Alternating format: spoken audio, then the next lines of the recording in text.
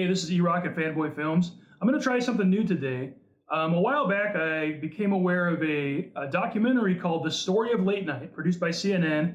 I think the executive producer is Bill Carter. I read online that he was the showrunner for this, or the exec producer or something, or the creator, but he didn't direct it or produce it, I don't think. I think he's kind of more of a consultant, who we may know as the author of The Late Shift, which was a book about the Leno-Letterman feud to take over Johnny Carson's Tonight Show, which was made into a movie on HBO.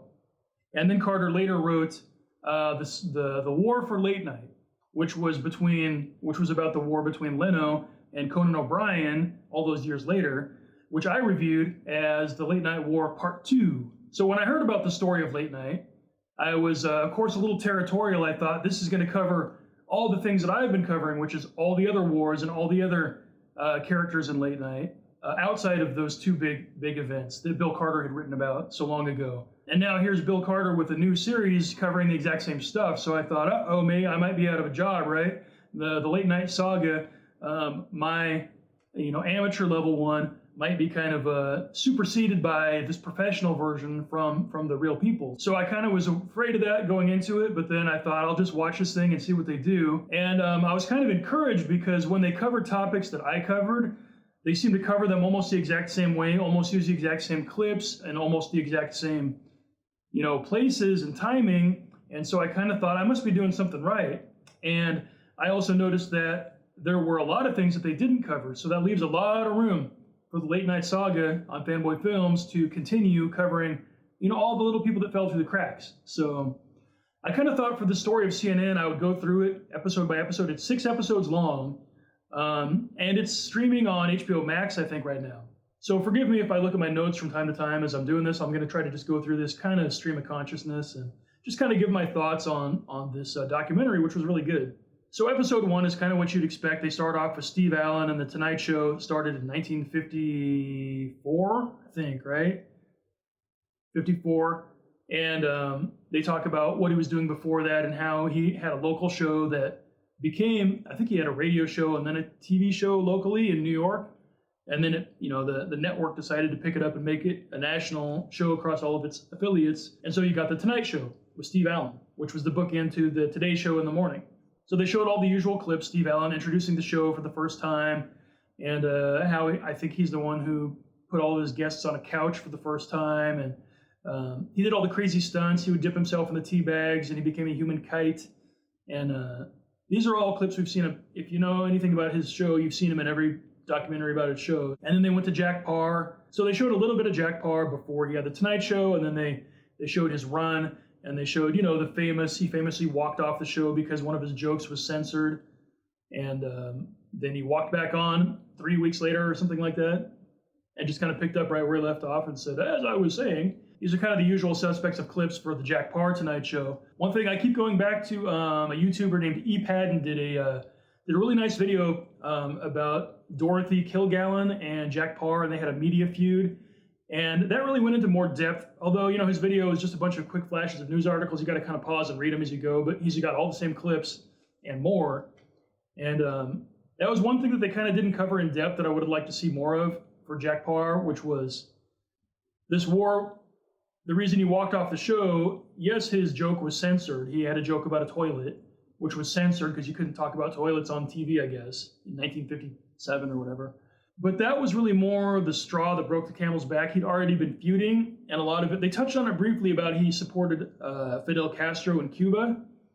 And so he was, labeled a communist or communist sympathizer. And one of the main feuds he had was Dorothy Killgallen, who was a columnist, like an entertainment columnist, kind of a Rona Barrett for the day, I think. Her, newspaper was always saying bad things about Jack. I have been wrestling with my conscience all day. I have been attacked and will be attacked. It's going to go on forever now. You might as well know it by the Hearst people, the Hearst press. And it couldn't happen to a nicer guy. Because it starts in the television columns and then it spreads to the Dorothy Killgallen column. His anxiety was building about it, week after week. And so when the network censored his joke, it wasn't just one thing that caused him to quit the show. It was like the final thing after months of anxiety on his part. So I wish they would have covered that more. This This documentary is trying to jam in every late night host ever into, 6 45-minute episodes. So they had to, burn through a lot of stuff really fast.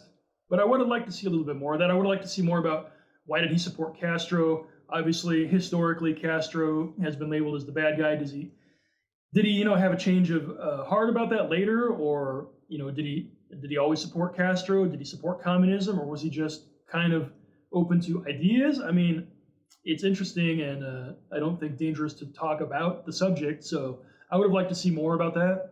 And I think before getting to Johnny Carson, they also talked about Faye Emerson, who's somebody, I think I'd heard her name, and I don't know much of anything about her. They keep calling her, they say she's sort of the forgotten late night host and the first female late night host. People give more credit to Joan Rivers for kind of being the first to have her own show. But Faye Emerson had a show, but I don't think her show was a late night talk show in the same format as we consider the Tonight Show, which sort of opens up a whole bag of what even is a late night talk show. There's a lot of shows that I don't consider reviewing on this channel because they're not the traditional monologue, celebrity guest 1, celebrity guest 2, musical guest, comedy bits, talk variety show. There are, panel shows like Bill Maher has, or David Spade recently had Lights Out. I didn't really consider that the same because he doesn't have like a bunch of celebrity guests coming in each night. It's sort of, as far as one by one, and he talks to each one individually, it's just always a panel.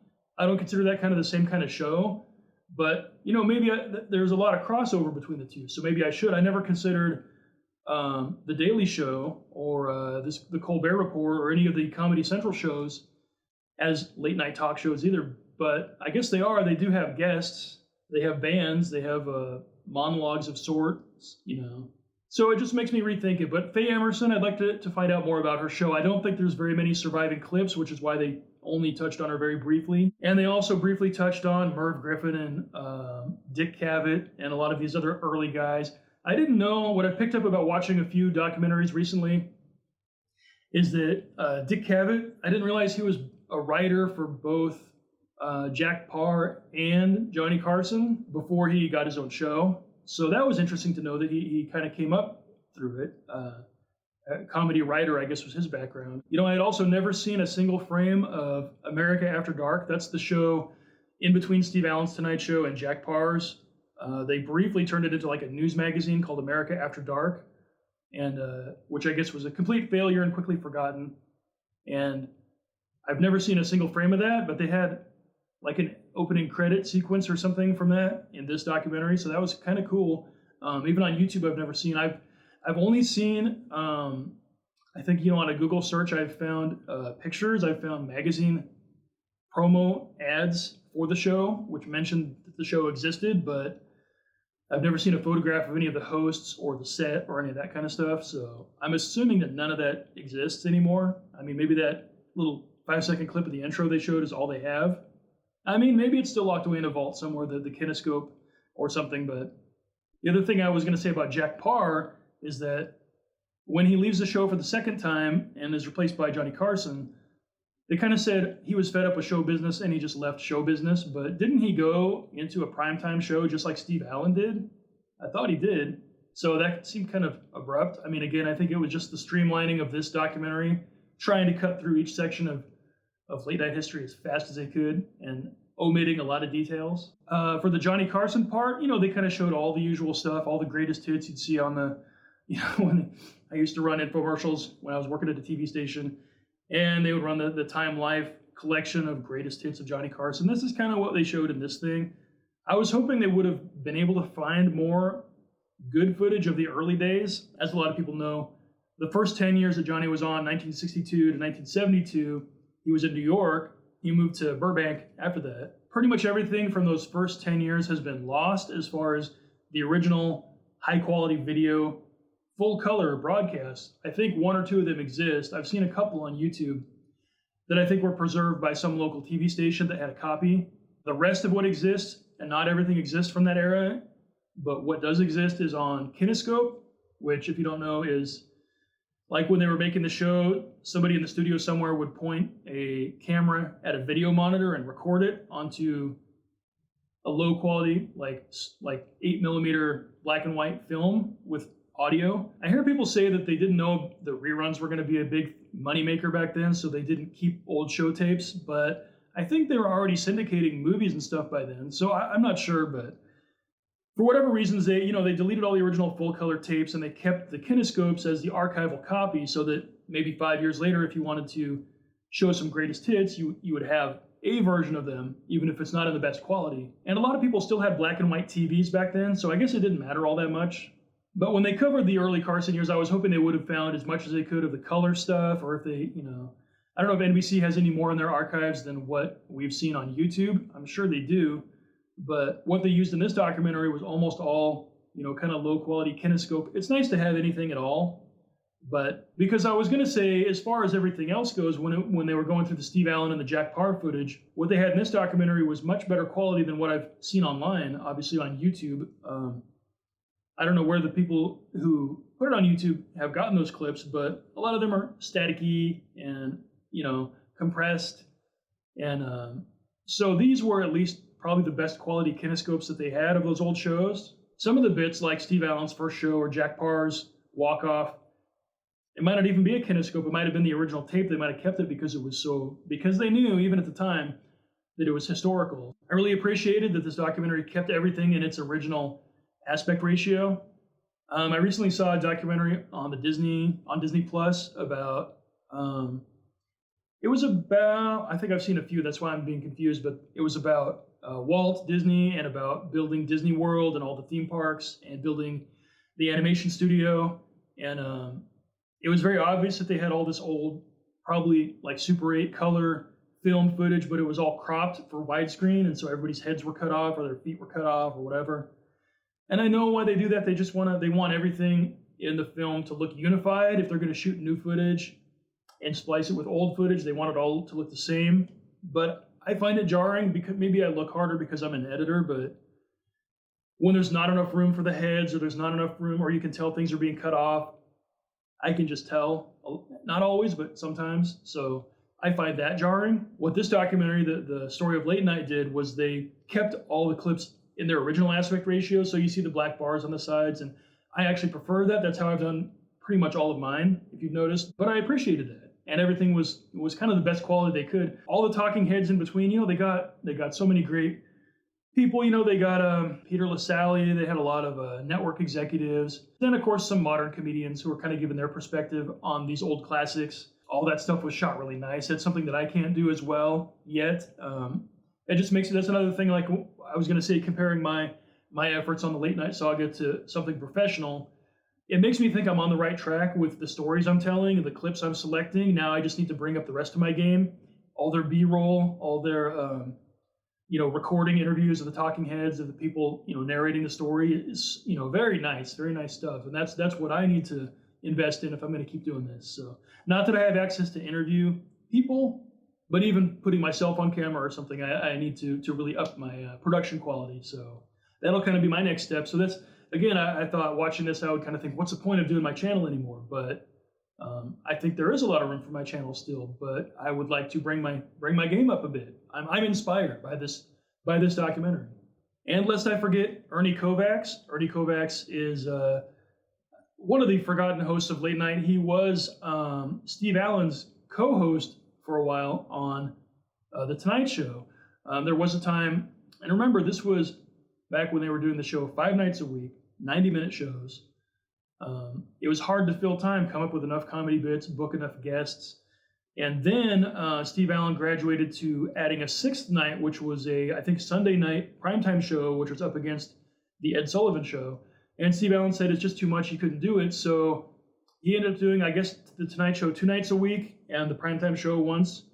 And then the other 3 nights of the Tonight Show were hosted by Ernie Kovacs. And I don't know anything about Kovacs. He hasn't been listed really in the in NBC's lineage of the Tonight Show, but he definitely was the host of the Tonight Show several nights a week for at least a year or more. I think a year, something like that. So he really should be included as one of the hosts in the lineage. So I don't think there are very many of his shows surviving, but he also hosted other similar shows, and they probably show clips from that. I'm not knowledgeable enough to tell the difference between what's an Ernie Kovacs show and what's a Tonight Show hosted by Ernie Kovacs. So, but at least we saw more clips of him and his kind of humor. So that was cool. Probably should do a whole documentary about him. Somebody should, maybe me. I don't know. So episode 2 started back in with Johnny Carson, and they talked about how by the late '60s he was kind of becoming old-fashioned, even though he'd only been hosting for about 5 years.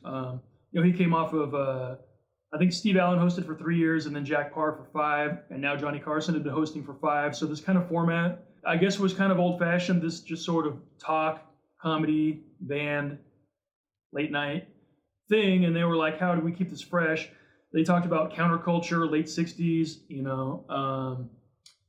civil rights, women's rights, and all that kind of stuff was coming in, and they were like, they were worried that he wasn't going to be relevant anymore.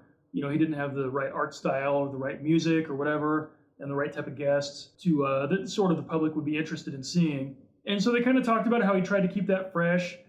They also started talking about politics, and how everybody thinks that Johnny Carson, wasn't very political, but he was somewhat political. If you go through, you can find it, and you can tell from the things he says on the air kind of which direction he leans politically. But I think his point was not that he wasn't going to talk about politics, but just that he was going to try not to take sides. He would still, make fun of Nixon or make fun of Vietnam. One interesting thing they touched on, which I hadn't heard about, was they talk about a week that Harry Belafonte hosted the show. Carson had guest hosts before, and I don't know if he'd had guest hosts for the entire week before, but they said it was his way of addressing civil rights because he didn't want to do it himself, and he didn't want to tarnish his own image of being the guy that doesn't take sides. So he brought in Harry Belafonte, who was a musician, who was very active in civil rights. And so he hosted the show for a whole week. He had a lot of guests like Martin Luther King and Robert Kennedy, and a much more diverse group of guests. It was mostly black performers, and or should I say mostly non-white, but he also specifically wanted to keep it integrated, I think, and have white people also. So I had never heard of this, or at least I'd never heard of it being an event. It's like, if someone hosts for a week, that's not a big deal, but I guess in this case it was a big deal. And I found out right after this that there's another documentary called The Sit-In, which focuses just on this week, which I finally got around to seeing also, and I'll review that later. But that was one way, I guess, that Carson was trying to stay relevant. I wonder if he did that more often when he would pick other hosts. Picking Joan Rivers as a permanent guest host, was that because he wanted to tap into the female audience, but he didn't want to change his own style, but have somebody on standby? And I guess when Jay Leno comes in later, it's sort of like, Johnny wants somebody younger and hipper. Maybe hard to believe for people now, but there was a time when Jay Leno was young and hip, and he was like the new guy with all the cutting edge comedy. Kind of makes me rethink, how Carson did his show. Maybe I think in some ways he was stale because he'd been doing the same bits for 30 years, but I haven't really analyzed the show in depth, throughout every iteration. I really like to see more of young Johnny Carson. I've seen a little bit. Like I said, the clips are hard to find, but it would be really interesting to get into more of that because I saw him at the end of his career. Maybe that's the way he kept his show fresh over the years, was by bringing in guest hosts that had new blood. And then maybe he saw what worked for them, and he brought some of that to his show. Recently I did my video, The Women of 130, and I was trying to find clips of all of the hosts that I highlighted, 7 women. And so I was kind of disappointed when I saw the story of Late Night that they had a clip of Helen Reddy on The Tonight Show that I couldn't find. And then I find out that she actually guest hosted The Tonight Show, probably while she was hosting the Midnight Special, which I had no idea. It would have been nice to have been able to find that stuff for my video, but oh well, I saw it here, so that was cool. This episode was mostly about Johnny Carson, but they did start to cover David Letterman's morning show. Again, I was delighted because most of the clips they used from the morning show were clips that I used when I in Three's a Crowd when I did that. So it made me think I was really on the right track, putting it together, because they put it together very similar to how I put it together. So episode 3, Johnny Carson is still in there. They're talking about Leno and Letterman coming up through stand-up comedy, and how they met at the Comedy Store, which is the big comedy club in LA where a lot of comics were discovered. Because I think people like Johnny Carson would go there and watch the acts and decide who he wanted to put on his show. So it's interesting, and I'm going to cover this if I ever get around one day to the Late Night War Part 1. Because even though, I've read now Bill Carter's book, The Late Shift, and seen the movie, there is a lot of stuff in there that he doesn't cover. which I think is still worth the attention. Although, this documentary covered a little bit of it. There is also a documentary that came out recently about the Comedy Store, which I think would also, give some good insight, because really they talk about the friendship between Leno and Letterman. This is what I think people probably don't know. When the two guys end up clashing, it's kind of heartbreaking because they used to be really good friends, and you see that in the early days. They both were good at stand-up comedy. Dave got the morning show. Leno became even more successful at stand-up, and then Letterman eventually transitioned to late night, following Johnny Carson. And of course, one of his go-to guests was Jay Leno, and they even talk about how in the early days, when his show was failing, when he couldn't get good guests, and when his ratings weren't good, he could always book Jay Leno, and his ratings would go up, and it was like the best show he would do for that month or whatever he was booked. And so Jay Leno kind of saved Late Night with David Letterman, in Dave's opinion. And that was part of the reason why I've seen other clips online where they talk about that Dave was the one who suggested Jay Leno to Johnny Carson as his permanent guest host after Joan Rivers left. Again, there's still a lot of pieces in that first late night war that haven't been covered, weren't covered in the late shift. There's a tiny bit of it here, but not a lot. So a lot more of this episode actually talked about Joan Rivers and Johnny Carson and their feud, kind of the one I covered, but they covered a lot less of it. Although they stuck to what I covered was a lot of peripheral stuff. I felt it kind of told the story better when I did the Rivers versus Carson feud. A lot of it isn't really relevant to Johnny after she left. What happened with her Fox show? What happened with her daytime show? What happened with her daughter and their drama? None of that's really relevant to her business relationship with Johnny on The Tonight Show, but I felt it probably fleshed out the story of why for her it was like a lifelong feud, or why it was for him maybe. And none of that was covered in this show. This show was just bare bones about The Tonight Show. Again, this show is frustrating to me on one level because while it has access to all the materials that I could ever wish for, it's able to interview all the people that were involved. Well, not everyone, because you don't get Leno or Letterman. You get Peter Lasalle, and you get Warren Littlefield and some of these guys, and they have access to probably every clip they could ever want. But the show is short in the sense that they're trying to cram in all this history into just 6 little episodes. I wish there's a lot of these stories I wish they would cover in more depth. So, which is why it's nice that they did that sit-in documentary, on the side to cover that little top. There's a little nugget in there in this story of Late Night. There's a little kernel of that Harry Belafonte story. And it's like, oh, I'd like to see more about that. Well, they made another documentary about that. So that's great. So they should do that with more of these. But, until they do, just watch them on my channel. When talking about the early Late Night with David Letterman, they did a nice focus on Meryl Marco, who they did an interview for this show. So that was nice. Her name has come up enough that I know who she is. She's a comedian, comedy writer. She wrote Dave's morning show with him. She was the head writer, and she was like the head writer on Late Night with David Letterman. She's the one who won all the Emmys in the early days. And of course they were dating in real life, and then they broke up, and I guess she left the show. So that's sad to see, but it was nice that, I don't see a lot of people talking about her influence on the show, but she's probably a lot of the reason that show worked. So it was nice to see her get a spotlight for a minute. It's funny how when they were talking about how Carson picked Letterman, or suggested him to the network to host the morning show and then picked him to host Late Night, they showed that clip from there was a primetime special, I think, where he says to Dave, "Hey, Dave, you're my favorite." And they use that clip, and I've seen that clip. And it's funny because he actually says it to all three. He says it to, it was some kind of primetime special. I think it's called The Comedians. And Jay talks to David Letterman, he talks to Jay Leno, and he also talks to Gary Shandling, who guest hosted The Tonight Show a lot. And at one point in the special, he says to all three of them, if I had to pick a replacement, it would be you. You'd be my pick. He says it to Jay Leno, too. So it's funny that they just singled out the one for Dave and only used that. Out of the whole nation, between you and Jay, and you're my favorite. Well, thank you very much. I thank you for coming. Thank you. I can tell you this now, between you and David and Gary, you're my favorite. Oh. Episode 4 covered a lot. I'm just going to read from my notes here. It covered the Leno versus Letterman feud briefly. They probably didn't have to go into detail because, Bill Carter already wrote The Late Shift. They talked about the coming of Conan following Leno, Tom Snyder following Letterman on CBS. It's funny, they never really talked about Snyder on The Tomorrow Show very much. I think they name-checked it like in the first or second episode, but barely mentioned it at all. Maybe, because I've covered it so much already. They talk about the rise of cable TV, The Daily Show with Craig Kilborn originally, that, later gets taken by Jon Stewart, which is what everybody remembers. Talked about Politically Incorrect with Bill Maher. That was on ABC, I think, before he moved to HBO. They briefly talk about Craig Kilborn moving to CBS to replace Tom Snyder. They don't mention Craig Ferguson hardly at all. That was kind of a crime. I know everybody on YouTube says he's the greatest man that ever hosted late night. I have not seen that much of his show. I've seen a bit of it. I like it. And they talk about Jimmy Kimmel coming in.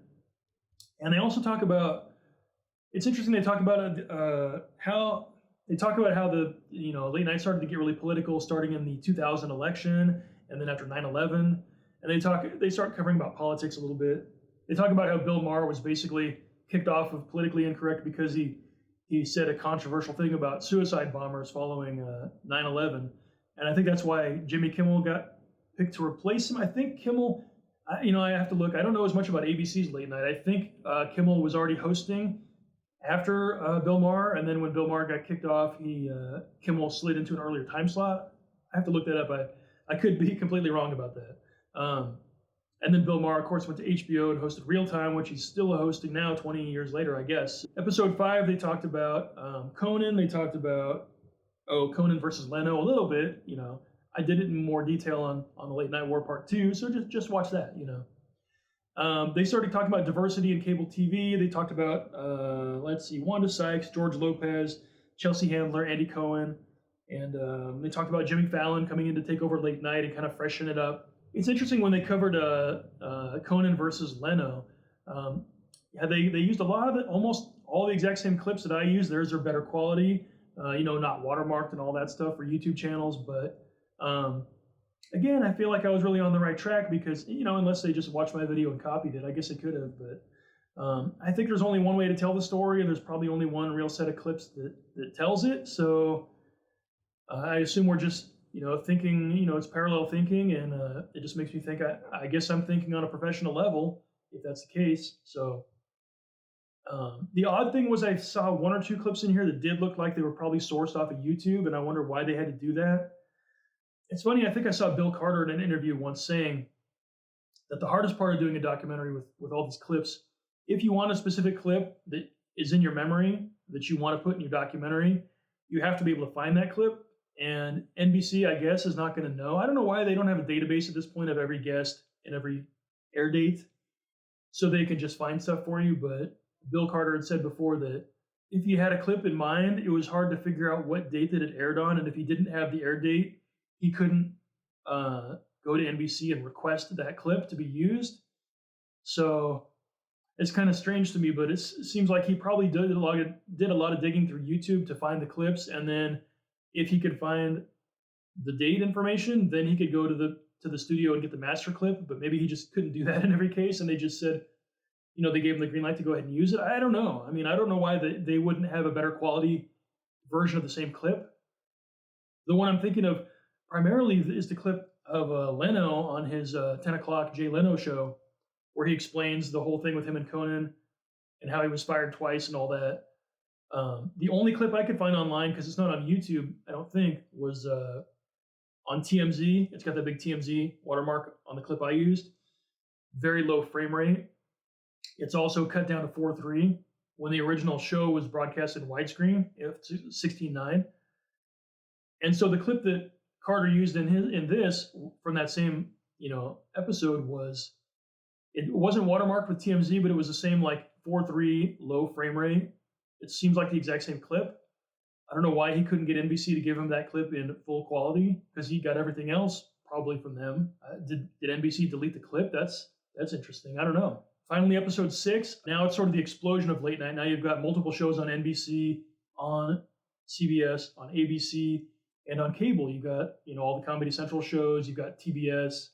Fallon takes over Tonight Show. Conan goes to TBS. Kimmel moves around time slot. Seth Meyers, Trevor Noah, James Corden, DeSuze and Mero. And they got a very nice passing of the baton from David Letterman. That was cool, which is kind of why I liked this episode, because it started telling me about a lot of the modern hosts that I got away from watching the modern hosts when I started researching the old hosts. So now it's like I have, more knowledge of 70s and 80s and 90s, but not much knowledge post 2000s. So even though I lived through that stuff also, I used to watch Daily Show. And yeah, the interesting piece that I also didn't know a lot about was Stephen Colbert when he took over the Late Show from David Letterman.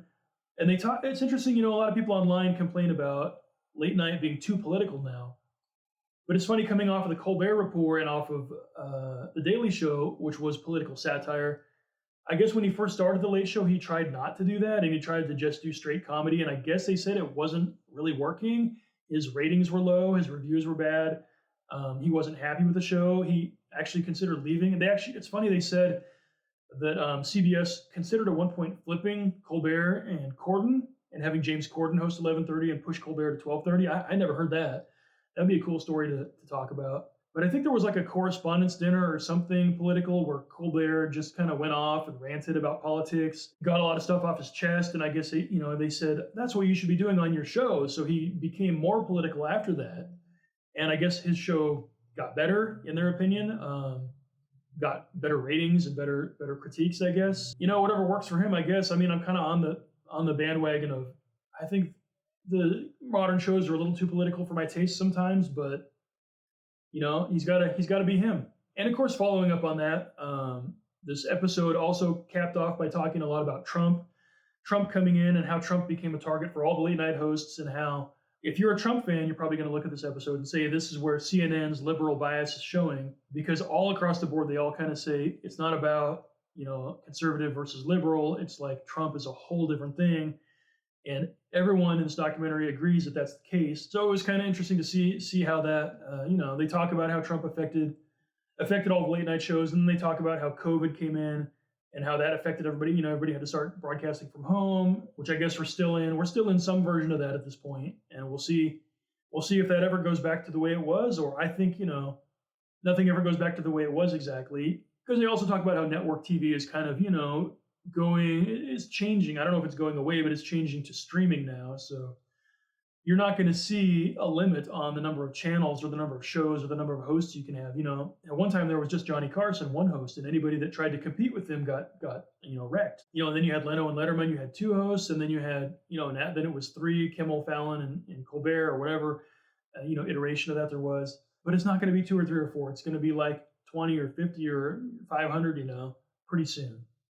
Because there's just no end to the amount of channels available on streaming, I don't think. So it'll be interesting to see where it goes, So those were my thoughts. The Story of Late Night on CNN, a good show. I liked it. If you like this kind of stuff, it covered a lot of topics. It was pretty brief in most of its coverage, but it can lead you to seeking out more stuff. Basically, because of this, I watched a few more documentaries that I will be covering, after this. Like one was Johnny Carson, King of Late Night, and one was the Sit-In, which is exactly the good thing about a show like this. If it doesn't give you enough of what you want, at least it gives you an idea of what might be out there, and now you can look for it. So it's 6 episodes, and then I guess there's a follow-up. Bill Carter did a podcast called Behind the Desk on CNN podcasts, wherever you find those. So I would say, the Story of Late Night, CNN, check it out. Streaming on HBO Max, I believe. And see you next time.